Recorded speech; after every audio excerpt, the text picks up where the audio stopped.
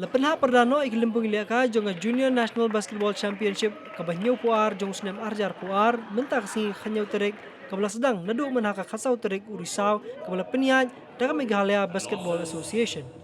Hari ini lawan menidon ringkat lang Gautam Ganguly Vice President Basketball Federation of India kumu kongsan Father Anthony Kharkungor Principal juga St. Anthony's High Secondary School kumu sembut kongsan Profesor C. Daniela Medical Superintendent Negrams Hospital, Donald Walang General Secretary Meghalaya Basketball Association, Kipajba, Kikimi, Kipagi Kena, Kiblawan Bani Don Lem Hakan Ikisengi Bensaki, Yang Jinglekai, Berban Kershan Ru, Ikipara Kenhon Kibagi Lekai.